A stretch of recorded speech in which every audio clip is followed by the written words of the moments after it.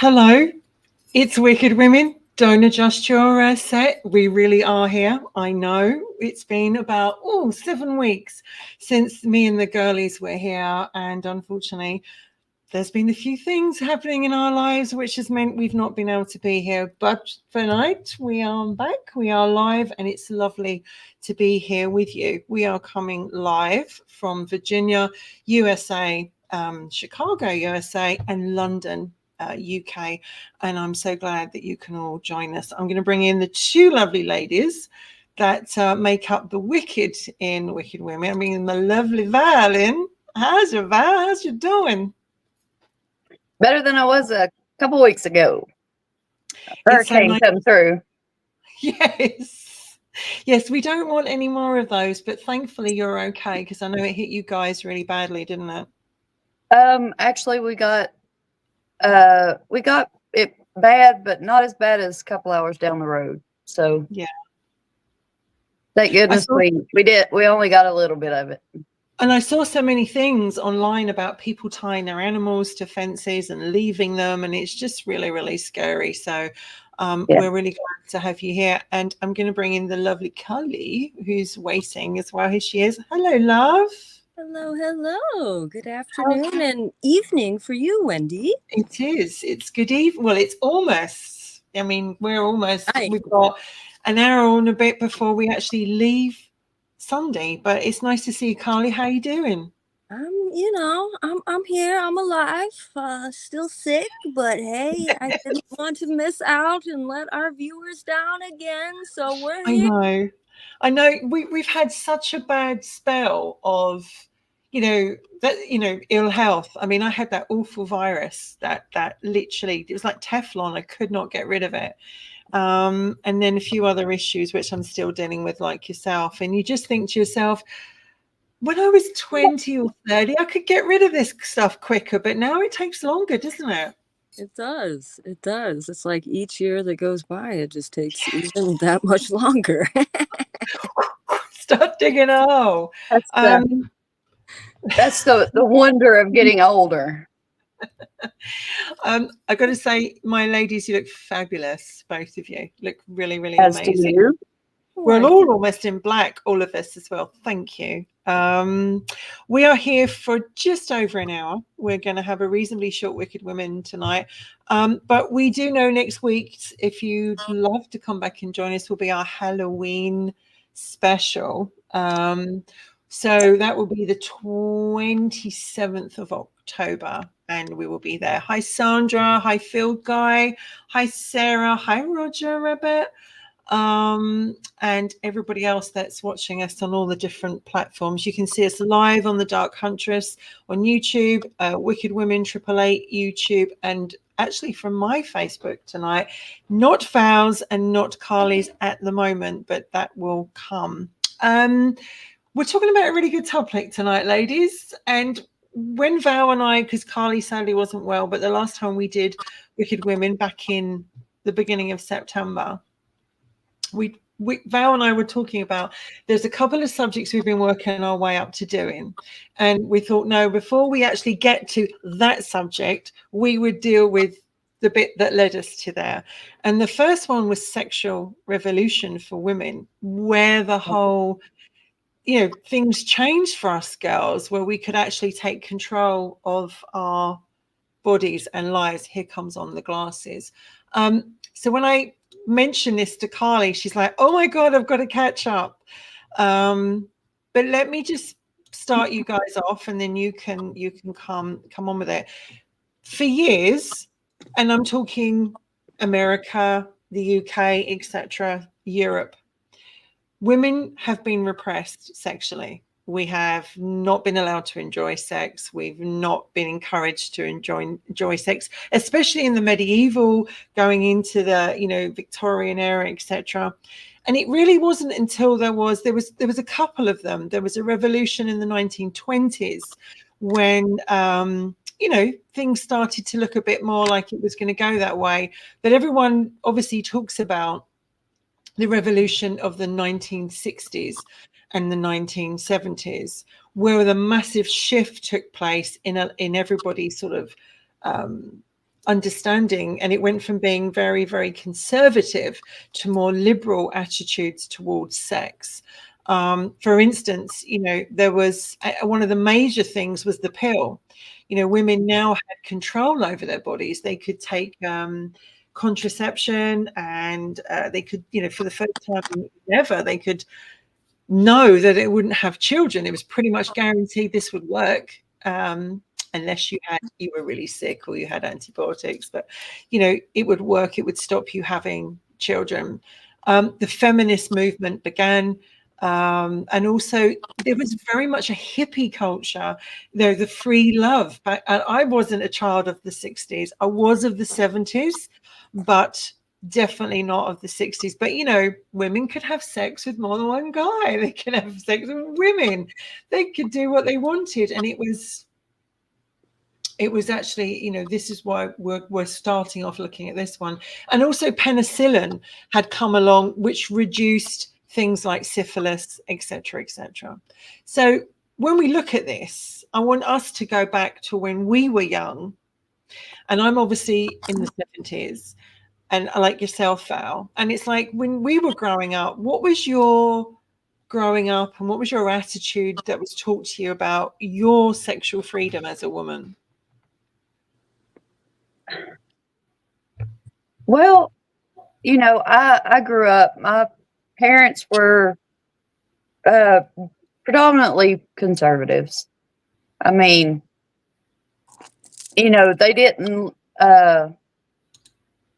highlight, sex before marriage and, just be free and do what you want to do. They weren't like that, but they weren't exactly on the lower end, they weren't like strict conservative, you must not do this, you're going to hell if you do this or whatever. Oh. I mean, I was actually able to sit down with my mom and tell her, okay, I've had sex, and she pretty much, just, talk to me about it, talk to me about the dangers of it and what to do, what not to do, that sort of thing. So, I mean, I was kind of lucky in that respect because, I didn't have to be afraid that they were going to find out that I had lost my virginity and that now I was going to hell. And I tried to be the same with my girls. So that part, I kind of took with me, and the other parts, as far as, the cracking the whip on certain things, I didn't have to go through. So I guess I was kind of lucky in that regard. Of course, I was never one to, be kind of free and sleep around like high school or anything like that. I think I kind of took what they told me and just kind of made my own decisions on it.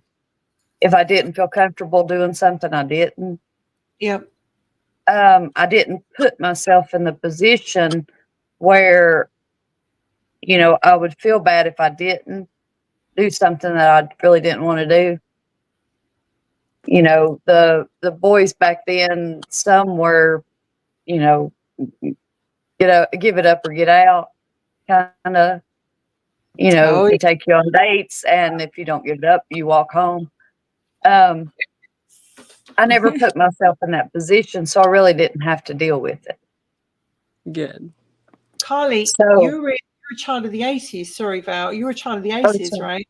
Do you feel that the 80s was very I mean, obviously, like Val and I can talk about our experience because we come from that same sort of era, but and mine was very different to Val's, and I'll come to that in a minute. But do you find that you had a very much sexual freedom and growing up and taught by your mom, etc.? Yes, definitely. Very much so. My mom talked to me about, the birds and the bees when I was rather young. I would say probably 8 or 9. I got my cycle at 11, going on to 12. And I was always more mature than most of the girls and guys my age. And Mm. so, and growing up, I dealt with going through puberty was really rough on me. I had a lot of issues with my complexion and acne and stuff like that. And so that is what initially brought me to get on birth control at a very young age. I want to say, I believe I was 13 or 14 when I got put on it to try and help with the acne, as they said, back then that it was supposed to do. It was, yes. Yes. And I mean, maybe it might have helped like a little bit, but no. And so then I actually ended up having my first boyfriend at the age of 13, and he was in my brother's grade, so he was 3 years older than me. So I actually dated him through middle school all the way to the end of high school. And so I lost my virginity at 15 to him. My mom had talked to me about it when we had got to that stage. It was, further than just the birds and the bees, telling me all the stuff like Val had mentioned, what not to do, what to do, how to be safe, all of those things. And it wasn't that my mom was like, go sleep with everyone or like anything like that. And I ended up having my heart broken, and a lot of stuff went down with my first boyfriend. And after being with him for 3.5 years, all the way from middle school to the end of high school, because I graduated a year early, when we broke up, I was then going into college. And so at that point, I was like, I've been single for way too long. And so I just wanted to have my fun. So I dated around instead of just being in that one relationship, because I had already experienced that at a young age for 3.5 years. So yeah, there was a lot more freedom.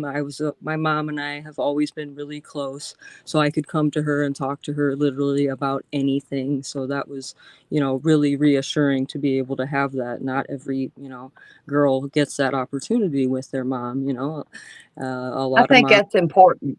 Yeah. Very, very important. Having that open relationship and making sure that your daughter or son even, is okay and comfortable with coming to you and discussing those Yeah, types of things, asking you questions, and, absolutely. not feeling afraid and then ending up making a mistake because they didn't actually know what to do and not to do because they didn't have that talk yet, or they needed to ask a further question about it. So yeah, it's Well, I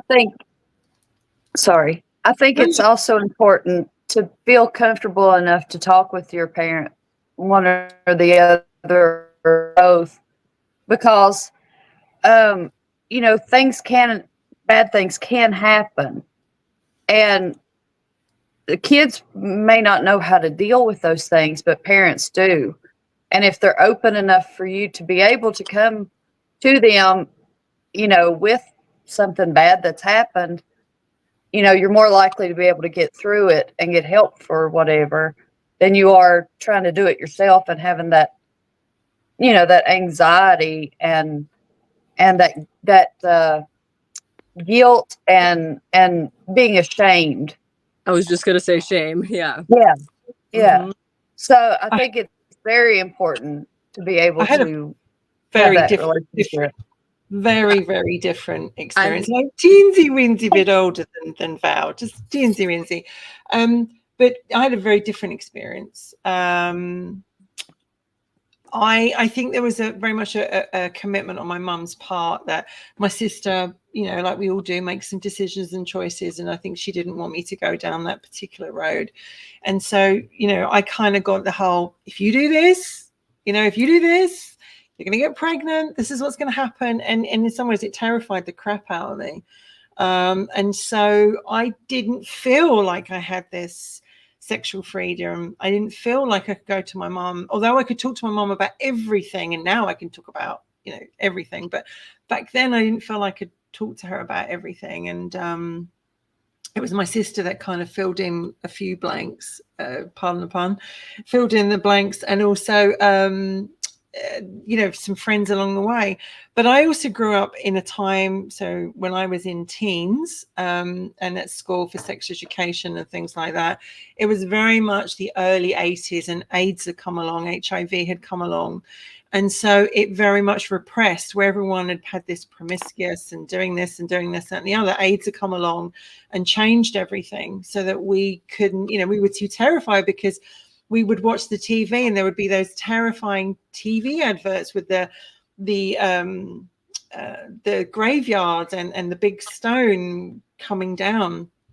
So it was very, very scary. And it was like, oh my God, if this person had this mark on them, they had AIDS, or, it was really, really scary. So I don't think I had the opportunity to really explore and talk about what was going on in my body, what I was experiencing, what I went through. And I think it's only now that I look back and talk about it now, and they go, oh, why didn't you tell me? And I'm like, because I didn't think you'd understand, and you certainly didn't give me the green light or the flag to do it. Exactly. Which meant I was probably quite restrained in a lot of ways. Yeah. And I think it's not till I reached my 40s that I actually went, that's it, I'm doing this, that, and the other. Wow. And things were a lot very different, because I actually didn't care. And I also think I'd reached a point in my body where I was confident in my body and my sexual life and everything, that I was going to do it.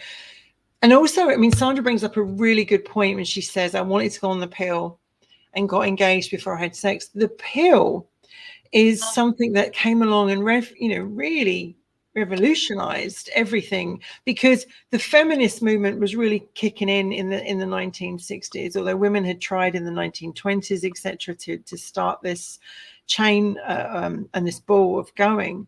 And women were challenging being excluded from politics, being excluded from the pub, being excluded from the workplace, being excluded. But they also started to question traditional sexual roles. What was before is not now. And when the pill came along, it was this massive empowerment of like, hang on a minute, we have got something now that we don't have to have children. I don't have to get pregnant. And also, I mean, it won't protect me against sexual diseases, but it certainly will stop me having, because let's be honest, everybody had lots of large families up to that point.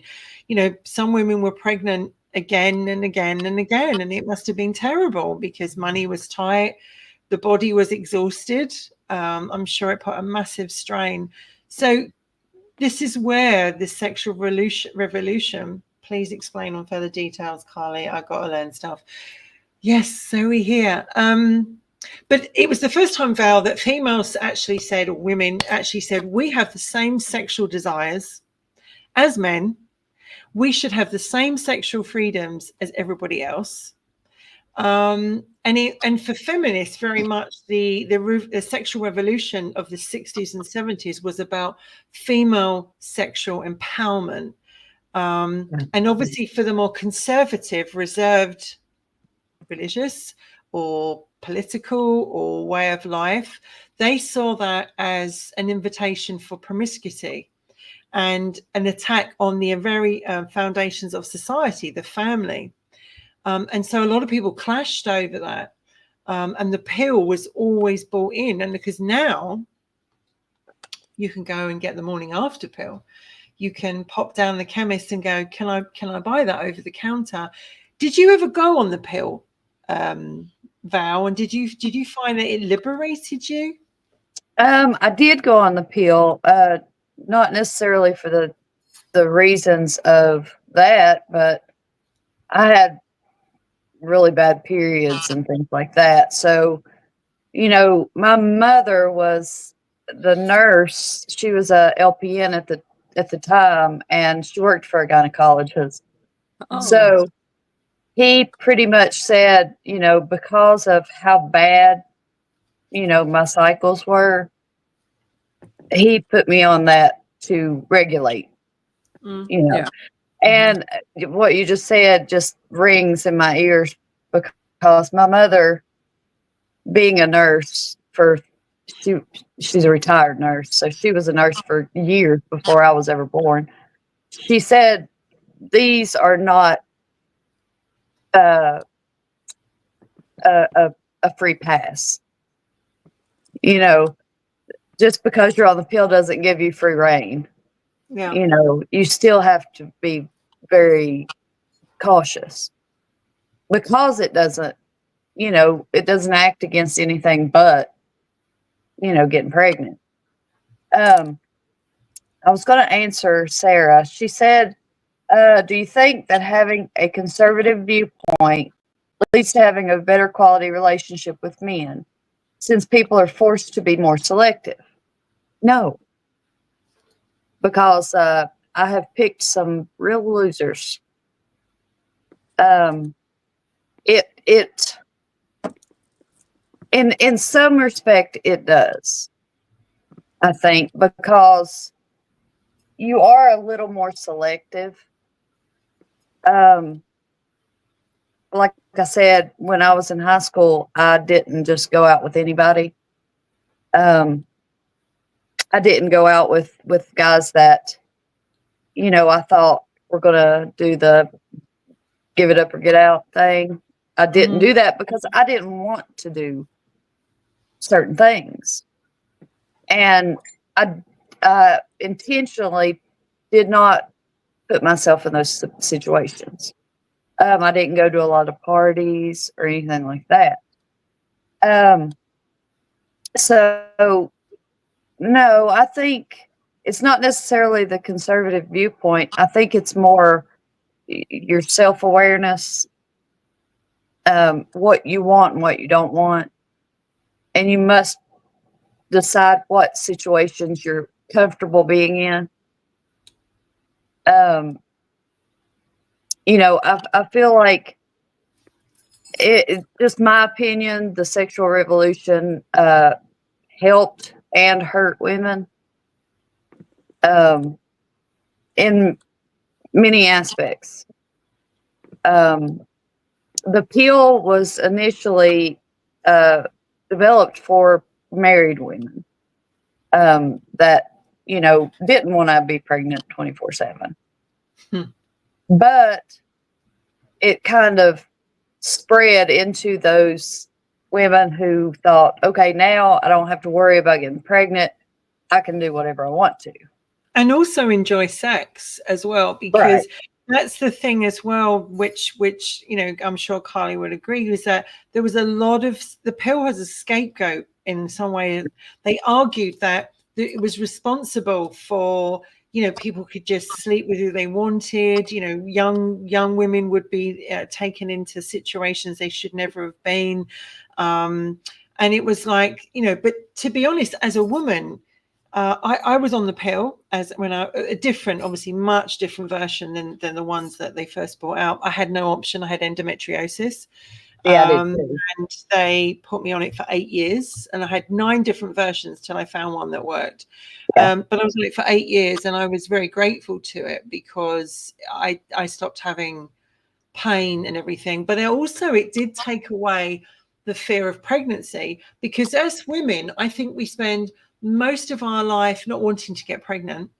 Then we spend a chunk of that life wanting to get pregnant, and then the rest of the time not wanting to get pregnant. And pregnancy seems to come around all the time.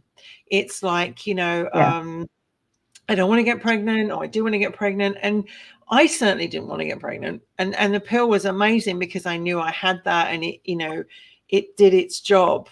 It stopped that. However, as I said, it doesn't protect you against infection.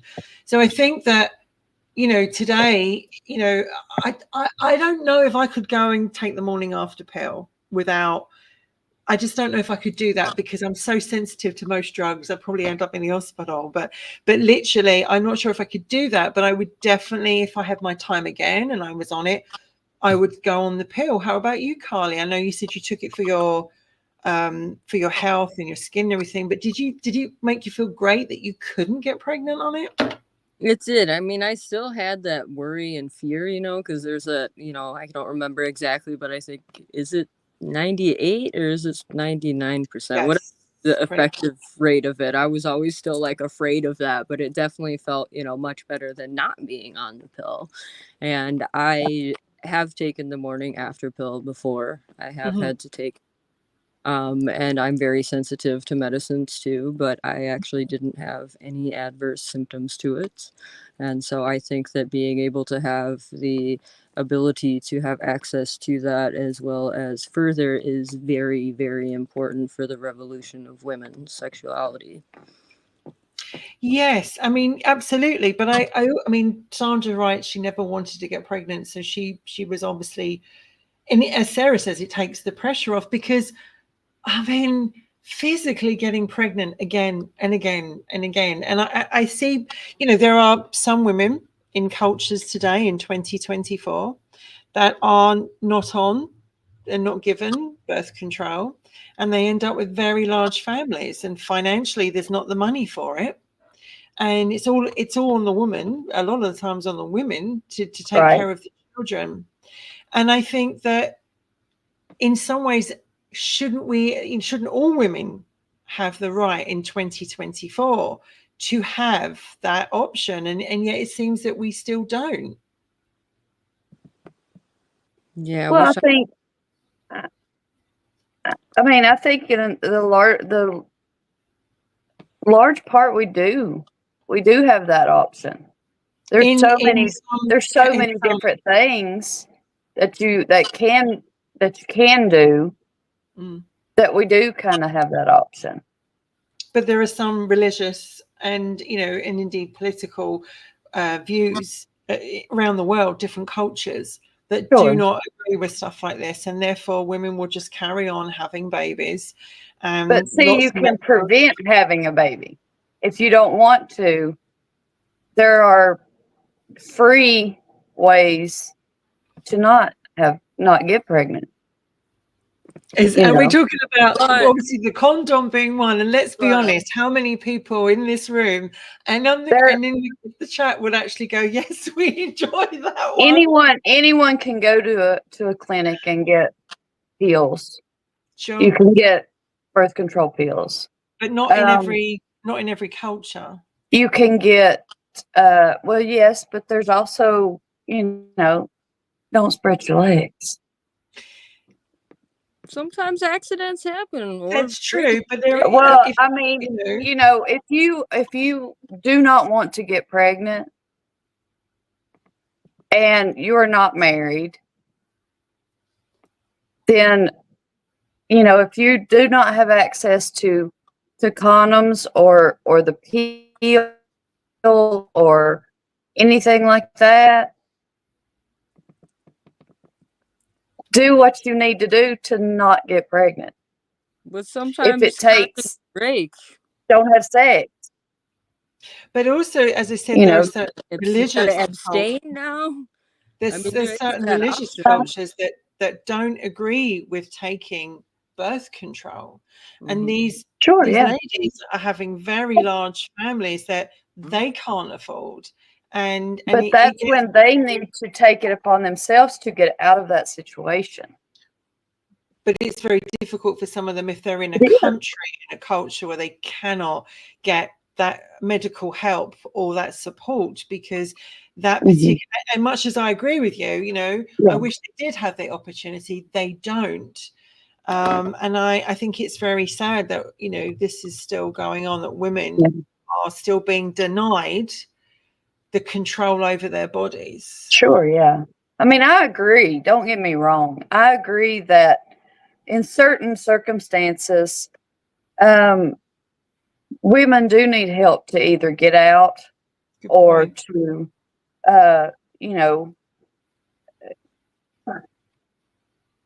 to either, they need help, in the highest degree. But in the culture of free love and, the sexual revolution, as far as the 70s and things like that, Mm. they didn't really think things completely through, I think. I think it was all about, well, I want to have as much freedom as a man has to do what I want to do. And I think, personally, I think that revolution and feminism Mhm. took a lot of what makes women special away from us. You mean the swings and roundabouts? So where it brought in some benefits, there's also some minuses as well. And I think you're Yes. right. You know, I see that point. I mean, let's look, when we're looking at this sexual revolution for women, and these are topics that you and I have talked about, Val, and obviously with Carly, pornography for women, you know, sex toys for women. These are all subjects that we will be looking at in the next couple of weeks, apart from the week of Halloween. Mhm. And it was also the fact that, you know, in the 1960s, erotical media, such as movies, magazines, started to become more and more out there. Playboy, for instance, you know, it came out in 1953. But by the time that this was going on, you know, this liberation and this movement, the sales of Playboy were going through the roof, because all of a sudden women were now allowed to show their bits and pieces.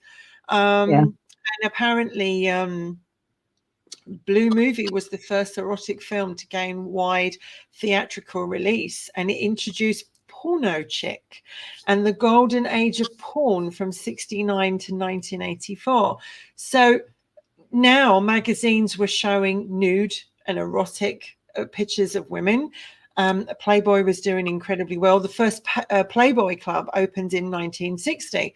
So women were in some ways now not exploiting, that's the wrong word, were now carefree. They were like, oh, I can sell a photograph of my body, and if I want to do it, I'll do it. And yet you look at what's going on right now in 2024 and all this P. Diddy and women being exploited and you know, raped and what's going on behind the you know, behind the scenes, which we're sure we'll find out about. It sometimes thinks that, as you say, in 2024, women are still not where we want to be. Look at what happened behind Playboy, behind the doors of Playboy. You know, to the public, they were living the most wonderful, free, you know, they could show their body if they wanted to. They could do what they wanted to. They were happy playing in the pool. Yeah. Behind closed doors, they were pretty much slaves to Hugh Hefner. Yes. They did what he wanted them to do, or they wasn't there anymore. Mm.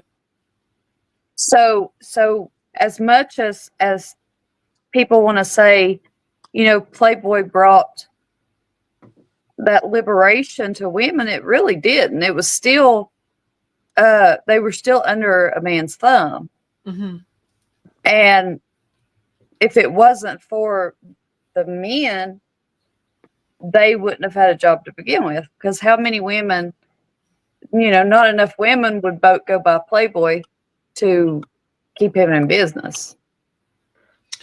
So Carly, are you pretty much a sex slave? Oh, you know, yeah, it was a sex slave situation. Carly, are you wearing a bra tonight?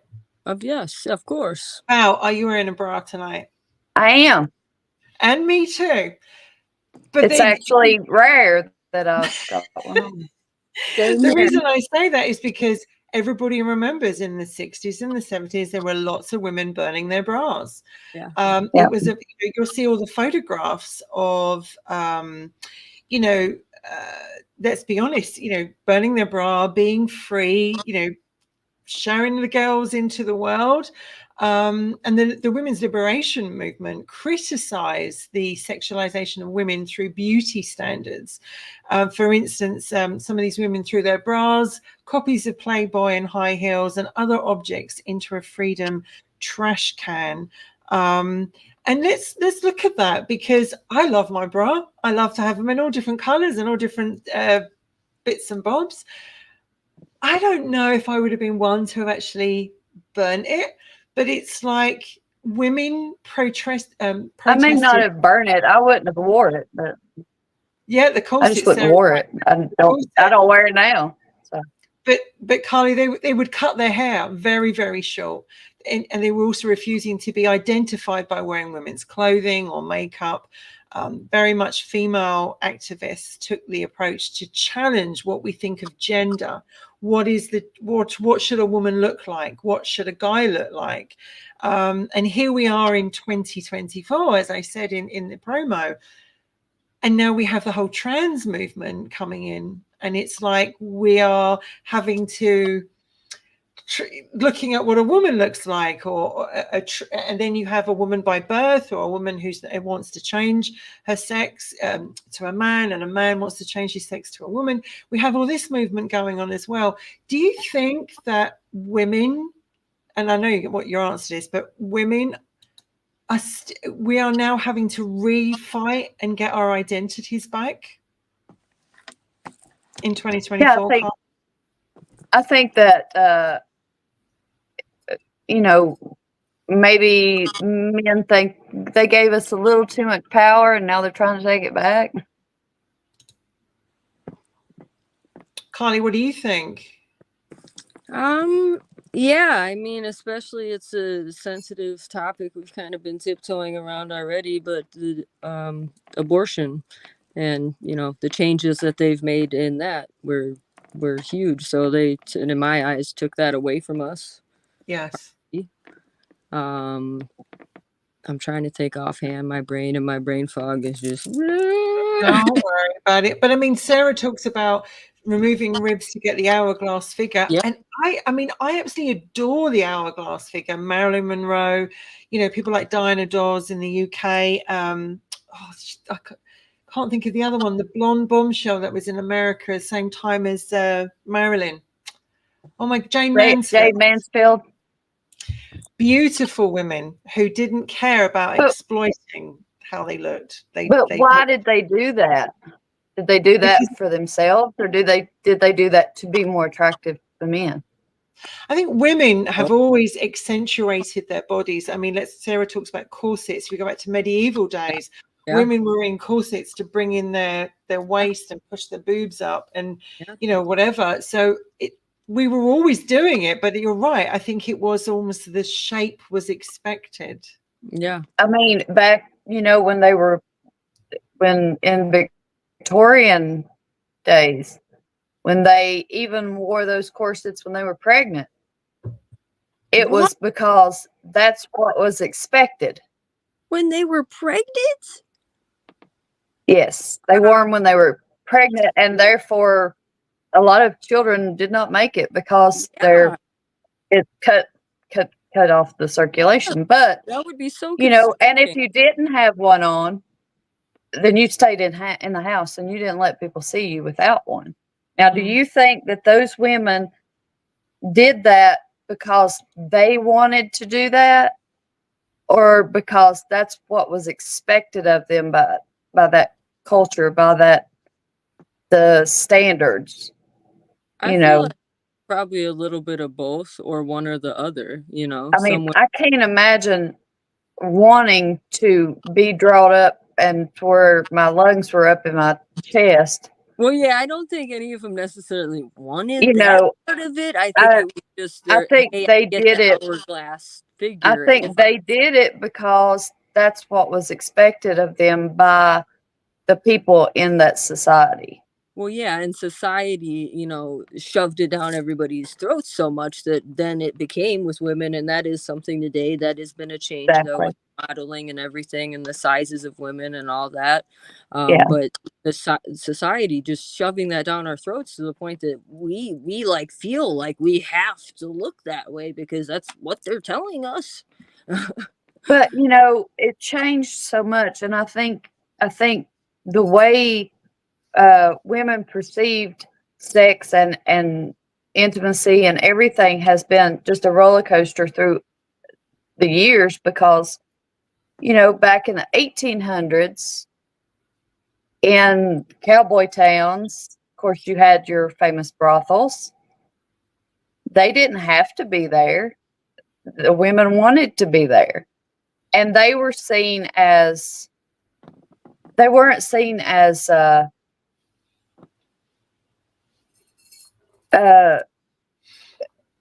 like the madam was not seen as some low life. She was she was rich up there. She hung out with, Sure. sheriffs, mayors, and all those. They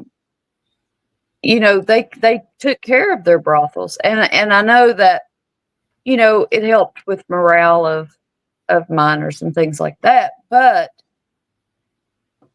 I think maybe the women that were not part of it saw it as demeaning, because those men, they could take or leave their wives because they had the brothel to go to. And it's interesting that there's never been a brothel for women full of hot guys that we can go to. Yeah. And it's, I remember having this conversation once with Michael, who very much it followed my train of thought, which was the fact that a man can have many wives in certain religions, but a woman can't. A man can have a brothel and has had it over many, many hundreds of years, but a woman can't. And I wonder what would happen in the world if there were these little places where women could go and say, do you know what? Sod you, tonight I'm going down there and I'm going to find me a fine man and I'm going to take advantage of it. But if you think about it, through all of time, it was kind of like men were seen as that sex was something that they could do and enjoy, and that they needed that, and they needed, that for, just like the miners, they needed that release to help them or whatever. And women were just seen as, well, they don't really enjoy it, but they're there for men. No, we were the release mechanism. Yeah, weren't we supposed to just lay there back in the day? We were just going to lie there and make them feel good and reproduce. Right? We were there for them. I mean, that's what it was. We were there to take care of the men. Mm-hmm. And I think a lot of in the past, a lot of people thought that women were not supposed to enjoy it.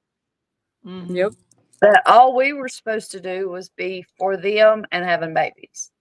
Yep. It wasn't for us to be able to enjoy. So therefore we didn't really need it. We didn't really have the same needs or wants as men. Yeah. And then comes along the revolution where, big surprise, not women actually do like sex, do want it. And actually do want sometimes a lot of it, and maybe not with the same person, whatever, they had the rights to do this. And I remember the famous book, The Joy of Sex. Do you remember that book, The Joy of Sex? I do. I remember that. I remember, certain people had it, and you'd go up there and you'd flick through the pages and go, oh my God, look at this. Oh my God, look at that. Because here suddenly was a book that you could look at and go, I've not done that.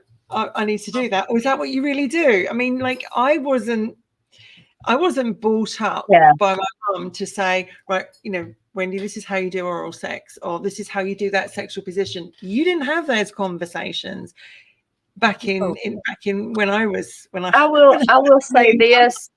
If you have never read about it or heard about it and you don't know what it is, a blow job can be very deceiving. No blowing. It can be very deceiving to some. Have you seen what Phil Guy has written? I need a hot, strong woman to take care of me. And by that, I mean, don't murder me for my fortune. Do you have a fortune, Field Guy? We didn't know you had one. We're coming for you then, Field Guy. Yeah, we're coming for you. You should have never said that. Right, we're just Val will take, we'll just strap you down and take to you. Roger writes as well, if a woman really I can't believe the words are coming out my mouth. If a woman really wants to find a shaft to polish, gigolos do exist. So these sort of sexual services are there for women. It's not exclusive to men. But we're talking about the brothel. We're not gigolos. Yes, Sarah, Yeah. he does want. He says he has $3. $3. That's it. Bye-bye. Bye-bye. Bye. And Sarah says he wants a mother. You want something, girl. $3. But don't you say think 3 million is more like it. don't you think that in a certain degree that revolution kind of hurt women? In Um, some Can you ways. elaborate? Like, in what areas do you feel Well, it did I that? think to put it this way, back before this sexual revolution, if you were just the nuclear family, traditional wife, kids, you had a great husband that valued you. You were set. You didn't have to worry about anything. He fulfilled what you needed. He didn't need anybody else, so you didn't have to worry about him running off to a brothel or anywhere else. But the ones that had the horrible husbands, the tyrants that literally thought that their wives were beneath them, and that they could go and do what they wanted to do, and the women, it was just, they just had to deal with it. There's two different things. It really helped certain people to be able to get out of those situations and do what they didn't have the means to do before. They could earn their own money. They could do things that normally they were under somebody's thumb. But I think that's you've got a fair point. But the point is as well, if we look at most of our friends and family, etc., those good marriages, those good relationships are very far and few between. They exist. They do exist, and there are good relationships, marriages, etc. But I also think that we have lost something in one way. And one way I would say is, women, if a guy opens the car door for you, if he pulls your seat out, if he holds the door open for you. And I think women go, well, I can, I've seen women go, well, I can do it. I don't need him to do that. But I also think that's also a really lovely thing to have. It's someone showing you good manners. Old-fashioned gentleman. Yeah, and respect. And I think that you have to have a happy medium. And I think very much we've lost some of that along the way. Because I think women have downed men for being, chivalrous for so long, that they're just like, well, you can do it. I'm not going to, put effort to it if I'm not going to be appreciated. And very good point. As far as women, they, these women that feel like men should be masculine, women should be feminine, and men should I don't want to say honor or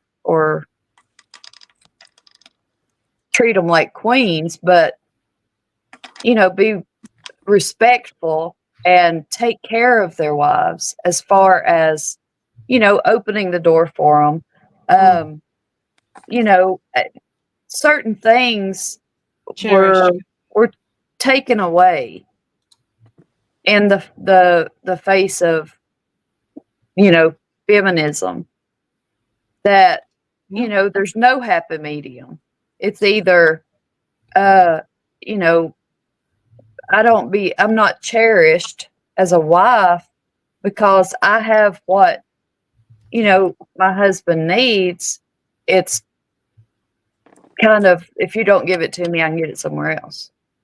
I think when you look at people like Madonna, certainly when she came along in the 80s, here's a woman that doesn't need a man for anything. This is a very strong, powerful woman who won't take no for an answer and will kick the doors down on her own. Doesn't mean to say that, we all agree with her 100%, but it's like she came along and it was like, what do you need a guy for? Like, I can do this.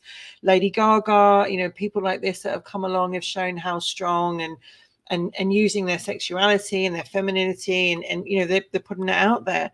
But there are also a lot of women out there that don't have that confidence, that don't have that courage to go out there, are not in that perhaps a culture that can do that. And I feel that, as I say, in 2024, like, there are still women being sexually repressed. We also have to look at, and we're not going to look at this topic, but it's something we can come back to. Obviously, genital mutilation. There are a lot of women who are having, genital mutilation, so they never will enjoy sex. They'll never have, right. They don't even know what's going on. That is still going on. In fact, it happens it's over here in England. We hear about, sadly, some girls, young girls in cultures having it done to them. And I think that, women have been repressed, and then we seem to get like a period of time that we can have that, and then we get repressed again, and it's up and down, up and down. Using abortion, which is another topic which Carly brought up, and I'm sure we'll come back to, because obviously we're keeping to time tonight, but having the right about what you put in your body, whether that be a drug, alcohol, sex, vaccination, whatever you want to put in your body, you have the right to say what you put in your body. You also have the right to say what you don't want in your body in certain cultures, but in certain places you are losing that right to say, I fought so long to have this right. Now, I'm not saying use it as a birth control or anything, but I'm saying that women have had the right, if we didn't or couldn't have a baby, we had the choice to whether or not to, like the morning after pill is in a way, an abortion of sort, but not through surgery. I'm not saying, and I'm not in any way saying having an abortion up to the age of 16 weeks or anything like that. But I think having the option, having the right to say, look, it is my body. And if you start taking it away bit by bit, then where does that stop? Exactly. Are we going to end up worse than where we started off? Yeah. And as I say, I don't agree with using abortion as a birth control. Nor do I agree. That's what people do. I think a lot of people do use abortion as the birth control and just go and do whatever they want to do. And if it happens, I'll just get rid of it. There's certain circumstances where I think it is necessary, but only certain circumstances. I think if it can be prevented, then there shouldn't be an issue. Isn't the morning accidents after happen, but it can fail too. The morning after pill can fail. I mean, there's issues with everything. Yeah. And there's circumstances where it can't be helped. I mean, there's horrible instances, incest, rape, things like that. But what concerns me are the people that use it as a backup. Yeah. I'm going to do what I want to do regardless. And if I get pregnant, I'll just get rid of it. And I think you have an abortion, there should be that. I don't know if they do it now, but I remember Marie Stopes over here. She started a fantastic clinic for women, but you have that counselling before you're due to have it, and you go through it. And I know women that have had terminations. It's not an easy decision. These women that I knew that had it, they agonised over having it. And they were some of the women I knew, it was accidents. Birth control did fail. You did fail them. They ended up having it, and they live with that. I think that's the wrong word, punishment, but in a way it feels like a punishment. You have to live with that for the rest of your life. You have to live with the fact that I took away that child, whatever situation it is. So in a way, it's not an easy answer, because you're still having to live with it. And there are some women, like Val says, that just go, I'll just get rid of it. I don't want it. I'll just get rid of it. And that is not the answer. But if you start restricting it, when does it become, well, you have to have certain circumstances to have it? Well, see, it's a two-edged sword, because you can't ban it completely, because there's certain circumstances, it's just like pregnancies, where you have to have a DNC, or it will kill you both. Yeah. Health of the mother should definitely come first. And that goes for children that are incest rate, things like that. But it does bother me when people say, my body, it's not your body. It's inhabiting your body for a short time, but it's someone else. It's not. That's not your body. The mother and the baby are two identities, but it's one body. Yes, but it's not one body. It's not one body. But they're living without your body. It's you.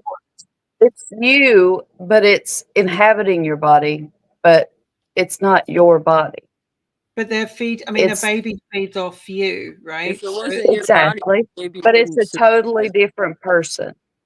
It's not, it's not your DNA. It's not your body. It's a creation that you've made with someone else, but it's not, it's a totally different person.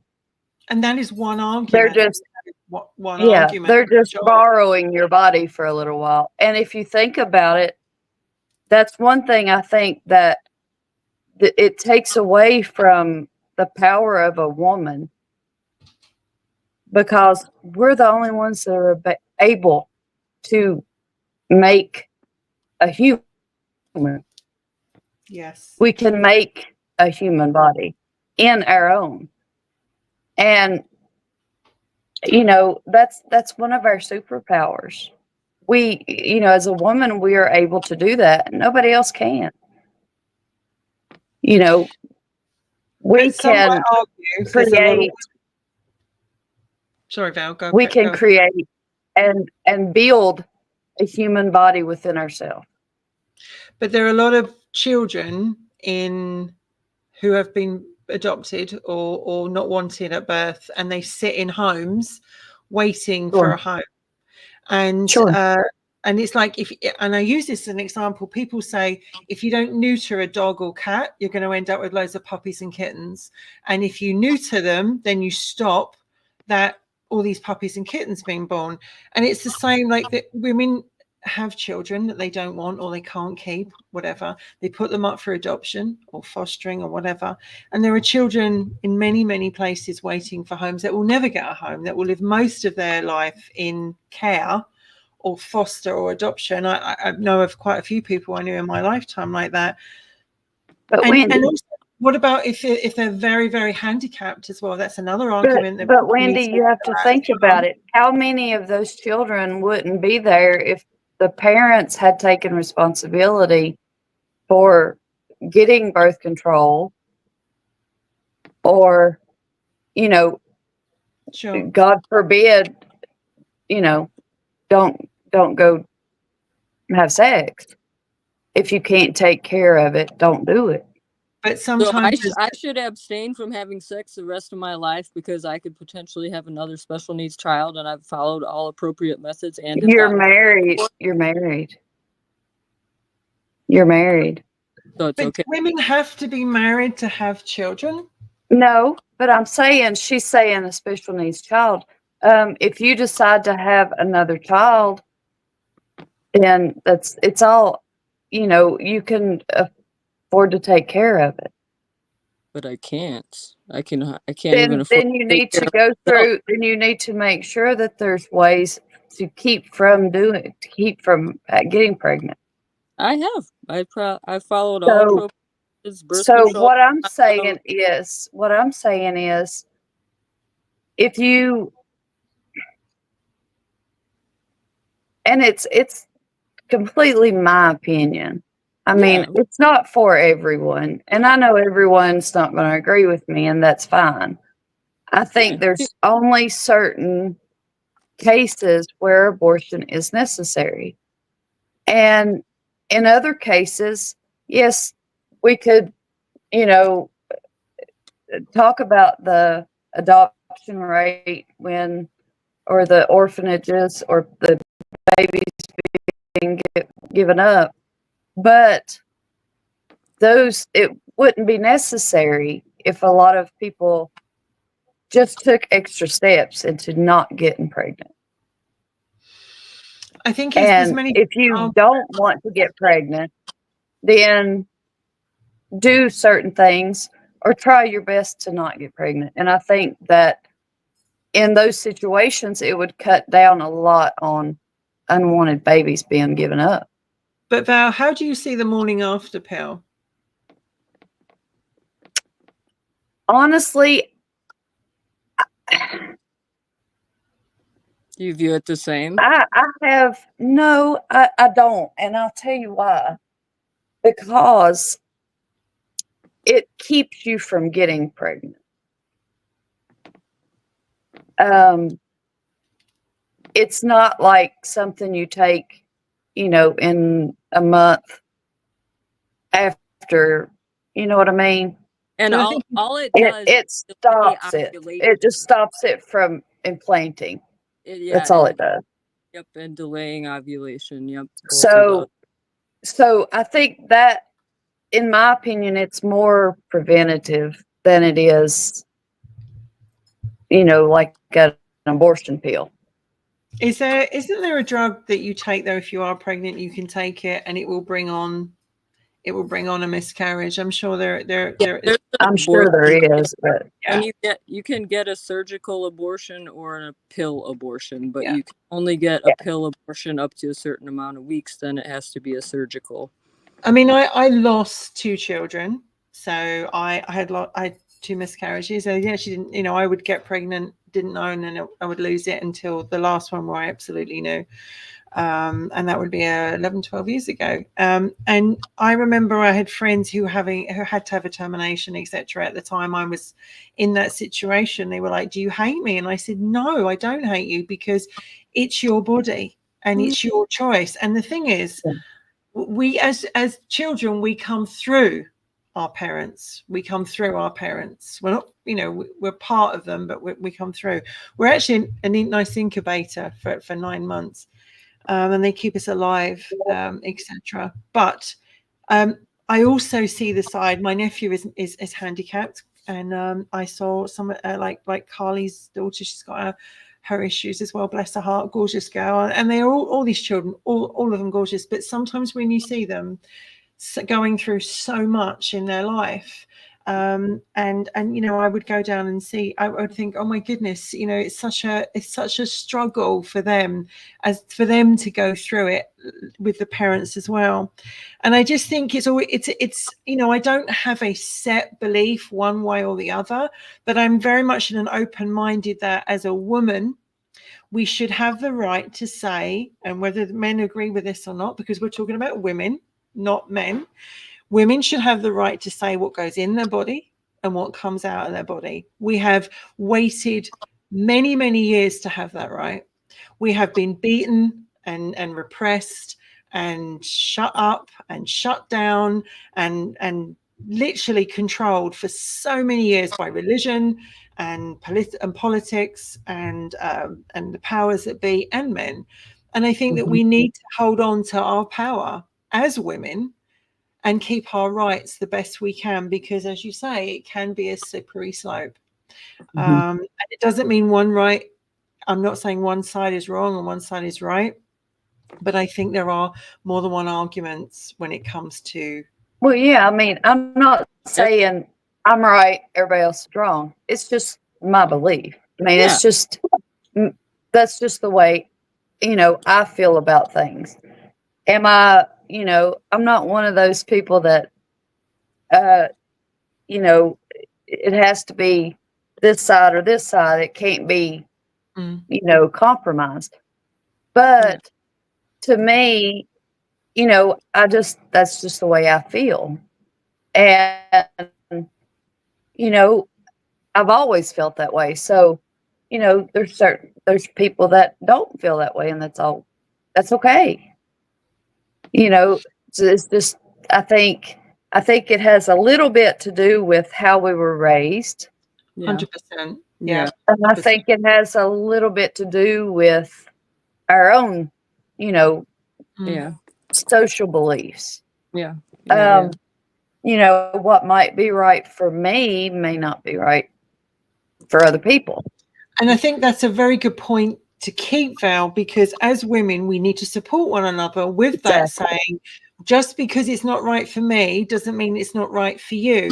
And I think that even if we disagree with someone's choice, as women, we must protect and keep the sanctity of, like, we fought for years to get the right to do this, that, and the other. And as women, whether we agree with it or whether we don't agree, we must make sure that women don't lose these rights, because we're already seeing some of our rights being taken away, whether it's this, whether it's that. And we're trying to wrestle with all the other identities that are now out in the world. What's a real woman anymore? What's classed as a woman anymore? And I think we have to hold on to them. And when you have certainly with men, and I use this very varied, men come along and say, well, you can't do that anymore, and we're taking the right from you anymore. It's like, hang on a minute, excuse me, like, you're a man, you're taking it from us again. We fought for this, and it should be there as an option, whether that's birth control, free love, having sex, abortion, whatever. But I want to ask you both something, honestly. Why are so many feminists celebrating trans people, trans women? Very good point. Wendy, feminism that's it. Not against the men trying to do things and do and tell us what we can and can't do. I agree. I mean, without going into details, because we're due to finish shortly, but it's like, I don't think anyone has the right to tell anybody what they can and what they can't be, whether that is gay, lesbian, straight, trans. Oh, absolutely. It is our bodies to do what we want to. And I think there are some women that agree with what's going on, and there are some women that don't agree. I watched, I think her name is Alexis Blake. I think that's her surname on TikTok. She is a transgender woman. I have a lot of respect for her. She talks a lot of sense. And I would support that, and she is a woman. She's changing to be a woman. And I have to, she follows the line that she wasn't a woman, but she felt she was born a woman. But she also respects women. She's also very respectful of women. See, there's a difference in a lot of people. There's the difference. I will be behind someone if they show respect. Yeah. But when you see other people going around almost making a mockery of it, and you're just like, I identify as a dolphin. And you're just like, well, love. Or the cats. The cats. Or the cat. The litter box. Well, Blair White is another one that I really like. She's also a transgender woman. But she knows she's not a real woman. You know, they know, her and Alexis both, they know what they actually are, but as far as identifying, I don't care. You know, what you want to identify, as long as you're an adult, I don't really care. You know, it's about the person to me. It's not about man, woman, whatever. And But Alexis always says, I'm a transgender woman. I was a exactly. guy, and now I felt like I should have been born a woman, and so now I'm Right. trans to a woman, and fair play to her. And you see her struggle, and I say her because she identifies as being a woman, Yeah. physically, emotionally, spiritually, every which way, but is, and she's respectful, and she stands up and says, you know, when she sees other people not being respectful to us women, this is not right. This is not what you're not doing much for us. But she's not. To be seen. But her and Blair White also are not trying to shove down your throat, I'm a woman, I am a woman. You know what I mean? Mm-hmm. And that's why I can't understand why these feminists are behind trans just 100%. It's men trying to take the identities. Okay, there's trans men out or trans women out there on TikTok saying, "Oh, I've got period cramps." No, you don't. No. They're saying no. You know, a menstrual cycle is not, you know, cramps because you got to go poop. No. Yeah. I mean, it's not the same thing. No. You do not have a uterus, therefore you cannot have cramps. No. Exactly. But and you know, it's like they're trying to take our identities. You know, everything that makes a woman special and unique, they try to take it away from us. Not all, Boom. but some are trying to take that away from us. And that's where I kind of draw the line. And that's why I don't understand why feminists are so behind these people, because I honestly think the biggest part of it is a trend, and people are just trying to gain followers. They're trying to gain all these things. There's so many trans women out there that are not actually trans, but they saw what Dylan Mulvaney did. He made it, you know, rich, and you know, they're wanting to just follow in footsteps, and you know, it's kind of mockery of what makes us special, if that makes sense. Becoming a woman is a very painful operation for a guy to go through. Nobody is going to put themselves through that unless they are 100% sure, because it's a very painful operation. And it means they are going to cut bits off that are never going to grow back without it being done by surgery. And they're going to change your hormone system. You are literally changing it. And I have seen the operation, and it's not something I've seen them both.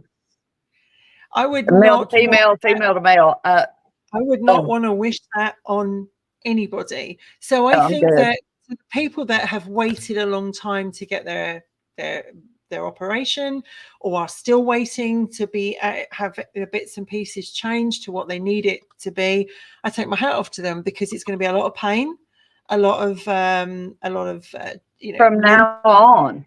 It's so I think that this is the kind of people that I do respect.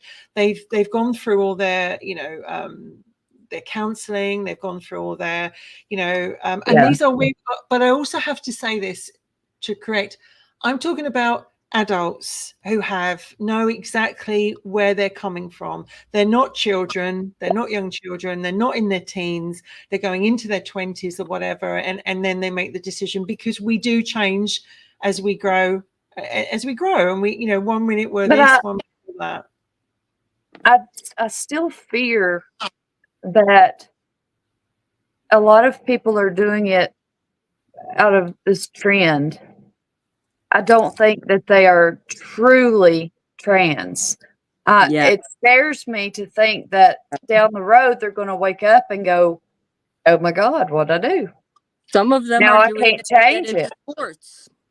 Now I can't change it." But also, like, to put themselves through an operation Exactly. is a big, big thing to And do. there's so many people that have went through this operation that have regrets now. Mm. Yeah. And they've had so many problems. Yeah. And honestly, the only thing, and I don't want to sound like I'm preaching, but if you're trying to change your gender and you make a Barbie pocket, it's not supposed to be there. Your body's fighting against it because it's not supposed to be there. Yep. 100%. If it was supposed to be there, it would have been already to begin with. But Precisely. I can understand someone that has gender dysphoria, things like that. If you decide to do that, you have to understand your body's not meant to be that. No. Therefore, it's trying to get rid of Reject the things that it's not supposed to be. Yeah, it would start attacking it like, autoimmune You know, disorders. This is it's a wound. That's all it is, an open wound. it's a Yep. very big subject, sexual revolution, because it doesn't just cover one topic. And I'm going to bring this to an end now because we've gone over our time. But literally, when we decided on this topic, it's because we wanted it to go along different avenues, and this is just the beginning. And we will look at other subjects that we talked about tonight. They will come up again. Yes. And I would encourage people to perhaps go and look at Alexis. I think her name is Alexis Blake. She's amazing on TikTok. I like her, and I love her. I love Alexis Blake. I love to listen to her, and I love Blair White. I think these ladies are teaching us a lot about their journey and what they're going through, and I think we will learn it. I want to thank everybody that came on, to Sarah, Ken, Sandra, etc., Field Guy, Roger, Oak, and other people. I'm sorry if I've forgotten. And to everybody that's watched us tonight, it's lovely to be back. It's nice to come back with a subject which is very meaty. And I hope that you will all join us next week. We do have a Halloween special next week, but we will then come along with another topic which I think you guys will absolutely enjoy. We will be looking at pornography, Mind Tired, and sex toys, etc. So this will be ones to look out for. So as I leave, Val, Carly, thank you so much for being here, for making Wicked Women wicked. We will be back next Sunday at 10 o'clock UK time, 3 o'clock Mountain. Val, give us the other times. 4 5 p.m. o'clock, 4 Central, 5 Eastern. We're not going to we're just going to promote ourselves, because we don't get much promoting from said other people. But Val hopefully will be back on Saturday with her show, and we have these lovely mugs which will make a fantastic Christmas a Christmas gift. Keychains. Yes, I don't have it handy. We need to have one. If you guys are interested in a mug or a keychain, we're going to work on our promotion and everything and how we're going to be distributing our sales. As of right now, they're only available through Val's Facebook. So if anybody wants to contact me on my Facebook, or Wendy on her Facebook too, if they don't know Val's Facebook, go ahead and do that, please. So that way we can get back to you about that. Appreciate it. Yes, because obviously what we're trying to do is, I'm in the UK and you guys are in the States, and obviously like Caitlin was with us, she was watching us tonight from Canada, and we do hope that Kay will come back and join us. She's going through a bit of a tough time in her life right now, so hopefully she'll come back and join us, because we do like the Canadian input as well.